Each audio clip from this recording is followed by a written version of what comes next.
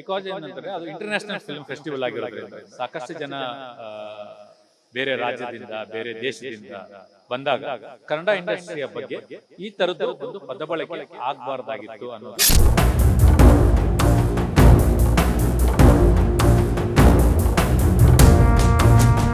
ಅವ್ರೇನ್ ಇವತ್ತು ಹೇಳಿದ್ರು ಅದೇ ವಿಷಯ ಡಾಕ್ಟರ್ ರಾಜ್ಕುಮಾರ್ ಅವರು ಇದ್ದಾಗ, ಡಾಕ್ಟರ್ ವಿಷ್ಣುವರ್ಧನ್ ಇದ್ದಾಗ, ಅಂಬರೀಷ್ ಅಣ್ಣ ಇದ್ದಾಗ ಆ ಪದ ಬಳಕೆ ಯಾರು ಮಾಡಕ್ ಆಗ್ತಾ ಇರ್ಲಿಲ್ಲ.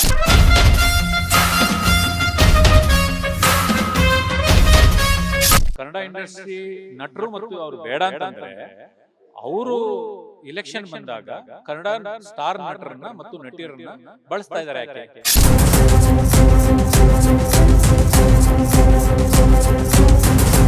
ಸರಿಯಾದಂತ ವ್ಯಕ್ತಿನ ಸರಿಯಾದಂತ ಸ್ಥಾನದಲ್ಲಿ ಕೂಡ್ಸಿದ್ರೆ ಅದು ಕರೆಕ್ಟ್ ಆಗಿರೋ ಆರ್ಗನೈಸ್ ಆಗುತ್ತೆ.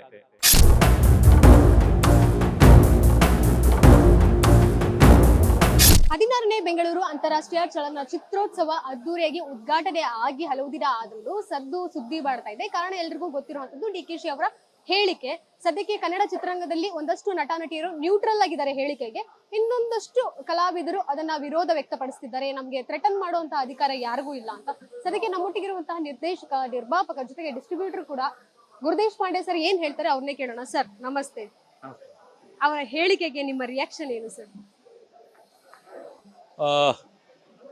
ಸನ್ಮಾನ್ಯ ಉಪಮುಖ್ಯಮಂತ್ರಿಗಳು DK ಶಿವಕುಮಾರ್ ಅವರು ಆ ಒಂದು ಸ್ಟೇಜಲ್ಲಿ ಆ ಥರದ್ದು ಒಂದು ಪದ ಬಳಕೆ ಆಗಬಾರ್ದಾಗಿತ್ತು. ಇದು ಫಸ್ಟ್ ರಿಯಾಕ್ಷನ್. ಬಿಕಾಸ್ ಏನಂತಾರೆ ಅದು ಇಂಟರ್ನ್ಯಾಷನಲ್ ಫಿಲ್ಮ್ ಫೆಸ್ಟಿವಲ್ ಆಗಿರೋದ್ರಿಂದ ಸಾಕಷ್ಟು ಜನ ಬೇರೆ ರಾಜ್ಯದಿಂದ ಬೇರೆ ದೇಶದಿಂದ ಬಂದಾಗ ಕನ್ನಡ ಇಂಡಸ್ಟ್ರಿಯ ಬಗ್ಗೆ ಈ ಥರದ್ದು ಒಂದು ಪದ ಬಳಕೆ ಆಗಬಾರ್ದಾಗಿತ್ತು ಅನ್ನೋದು ಮೈ ಸಿನ್ಸಿಯರ್ ಫಸ್ಟ್ ರಿಯಾಕ್ಷನ್ ಅದೇ.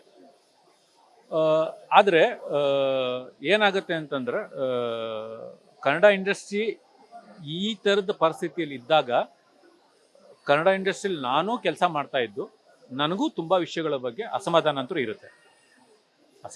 ತುಂಬ ಇರುತ್ತೆ. ಅದೇ ವಿಷಯನ ಅವ್ರೇನು ಇವತ್ತು ಹೇಳಿದ್ರು ಅದೇ ವಿಷಯ ಡಾಕ್ಟರ್ ರಾಜ್ಕುಮಾರ್ ಅವರು ಇದ್ದಾಗ, ಡಾಕ್ಟರ್ ವಿಷ್ಣುವರ್ಧನ್ ಇದ್ದಾಗ, ಅಂಬರೀಷ್ ಅಣ್ಣ ಇದ್ದಾಗ ಆ ಪದ ಬಳಕೆ ಯಾರು ಮಾಡೋಕ್ಕಾಗ್ತಾ ಇರಲಿಲ್ಲ.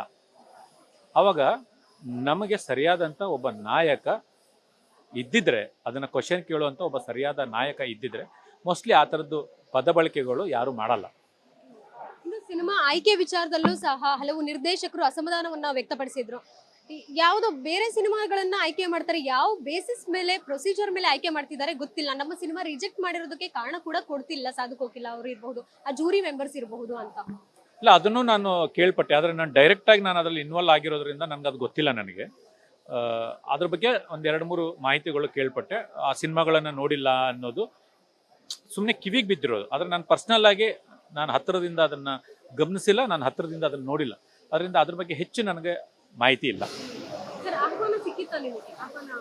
ನನಗೆ ಆಹ್ವಾನ ಪರ್ಸ್ನಲ್ ಆಗಿ ಯಾರು ನನಗೆ ಇನ್ವೈಟ್ ಮಾಡಿಲ್ಲ. ನಾನು ಅದ್ರ ಬಗ್ಗೆ ನನಗೆ ಜಸ್ಟ್ ಕನ್ನಡ ಚಲನಚಿತ್ರ ನಿರ್ದೇಶಕರ ಸಂಘದಿಂದ ನಿಮಗೆ ಪಾಸಸ್ ಬೇಕು ಅಂತಂದರೆ ನೀವು ನಮಗೆ 2 ಪಾಸ್ಪೋರ್ಟ್ ಸೈಜ್ ಫೋಟೋಸ್ ಕಳಿಸಿ ಅಂತ ಕಳಿಸಿದ್ರು ಮೆಸೇಜ್ ಬಿಟ್ಟರೆ ಬೇರೆ ನನಗೆ ಯಾವುದೇ ರೀತಿಯಾದಂಥ ಇನ್ವಿಟೇಷನ್ ಬಂದಿಲ್ಲ, ಯಾವುದೇ ರೀತಿಯಾದಂಥ ಇನ್ವೈಟು ಇಲ್ಲ.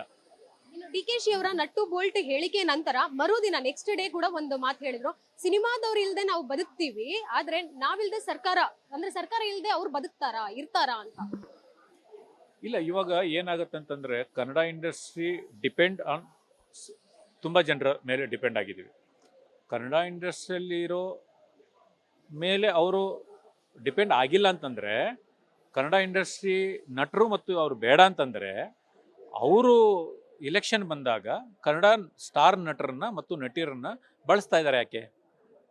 ಕನ್ನಡ ಇಂಡಸ್ಟ್ರಿ ಅವಶ್ಯಕತೆ ಅವ್ರಿಗಿಲ್ಲ ಅನ್ನೋದಾದರೆ ಅವರು ವೋಟನ್ನ ಕೇಳಬೇಕಂತ ಹೋದಾಗ ಯಾಕೆ ಕನ್ನಡ ಇಂಡಸ್ಟ್ರಿ ಸ್ಟಾರ್ಗಳನ್ನ ಬಳಸ್ತಾರೆ? ಎಷ್ಟು ಜನ ಸ್ಟಾರ್ನ ಬಳಸಿದ್ದಾರೆ ಅಂತ ಎಲ್ರಿಗೂ ಗೊತ್ತಿದೆ ಅಲ್ವಾ?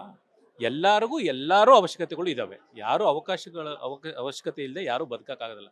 ಎಲ್ರಿಗೂ ನೀಡಿದೆ, ಎಲ್ರಿಗೂ ನೀಡಿದ್ದಾರೆ. ನಮಗೆ ಅವ್ರು ನೀಡಿದ್ದಾರೆ, ಅವ್ರಿಗೆ ನಾವು ನೀಡಿದ್ದೀವಿ, ಎಲ್ಲರಿಗೂ ನೀಡಿದ್ದೀವಿ. ಆ ಥರದ್ದು ಹೇಳಿಕೆಗಳು ಆಗಬಾರ್ದು, ಅದು ತಪ್ಪು. ಮಂಡ್ಯ ಶಾಸಕ ರವಿ ಗಾಣಿಗ ಅವರು ಕೂಡ ಒಂದು ಹೇಳಿಕೆ ಕೊಟ್ಟರು, ಸ್ಟಾರ್ಸ್ಗಳು ಈ ರೀತಿ ತಮ್ಮ ಮನೆ ಹಬ್ಬ ಅಂದ್ರೆ ಫಿಲ್ಮ್ ಫೆಸ್ಟ್ಗೆ ಬರೋದಿಲ್ಲ ಅಂತ ಹೇಳಿದ್ರೆ ನಾವು ಮುಂದಿನ ದಿನಗಳಲ್ಲಿ ಏನ್ ಮಾಡಬೇಕು, ಅವರ ಮನೆಯಲ್ಲಿ ನೀರು ಕಟ್ ಮಾಡ್ತೀವಿ ಅನ್ನೋ ಹೇಳಿಕೆ, ಅದು ಕೂಡ ಎಷ್ಟು ಸರಿ ಅನಿಸ್ತಾ ನಿಮಗೆ?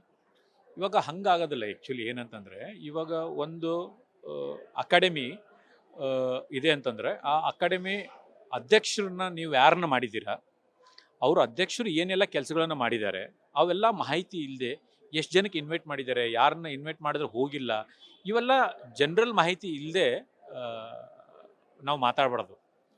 ಇವಾಗ ಅಕಾಡೆಮಿ ಅಧ್ಯಕ್ಷರನ್ನ ನೀವು ಯಾರನ್ನ ಕರ್ಕೊಂಬಂದು ಕೂಡಿಸ್ತೀರಾ ಆ ಸ್ಥಾನದಲ್ಲಿ, ಫಸ್ಟು ನಿಮ್ಮ ಪಕ್ಷಕ್ಕೆ ನಿಮ್ಮ ಹತ್ತಿರದಲ್ಲಿರೋರನ್ನ ಕರ್ಕೊಂಬಂದು ಆ ಸ್ಥಾನದಲ್ಲಿ ಕೂಡಿಸ್ತೀರಾ.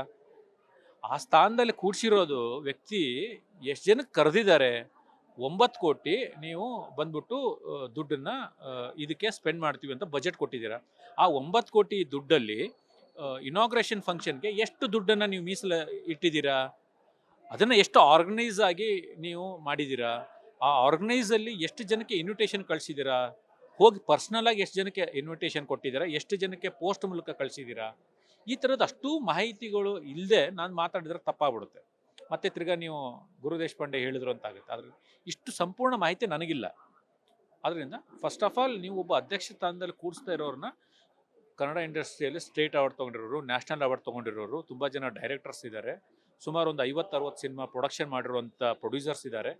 ಸರಿಯಾದಂಥ ವ್ಯಕ್ತಿನ ಸರಿಯಾದಂಥ ಸ್ಥಾನದಲ್ಲಿ ಕೂಡಿಸಿದ್ರೆ ಅದು ಕರೆಕ್ಟಾಗಿರೋ ಆರ್ಗನೈಸ್ ಆಗುತ್ತೆ. ಕೂಡಿಸಿರೋದೇ ನಿಮ್ಮ ಪಕ್ಷದ ಪರವಾಗಿರೋರನ್ನ ನೀವು ಕೂಡಿಸಿದ್ದೀರಾ, ಮತ್ತು ನೀವೇ ಕ್ವಶನ್ ಮಾಡ್ತಾ ಇದ್ದೀರಾ ಚಿತ್ರರಂಗದ ಪರವಾಗಿ. ಇದು ರಾಂಗ್ ಅಂತ ನನ್ನ ಅನಿಸಿಕೆ. ಸರ್, ನಿಮ್ಮ ಅಪ್ಕಮಿಂಗ್ ಪ್ರಾಜೆಕ್ಟ್ಸ್ ಯಾವ ಹಂತದಲ್ಲಿದೆ, ಯಾವಾಗ ರಿಲೀಸ್ ಆಗ್ತವೆ, ಪ್ರೆಸ್ ಮೀಟ್ ಯಾವಾಗ? ರಾಮರಸ ಪೋಸ್ಟ್ ಪ್ರೊಡಕ್ಷನ್ ಕೆಲಸ ನಡೀತಾ ಇದೆ.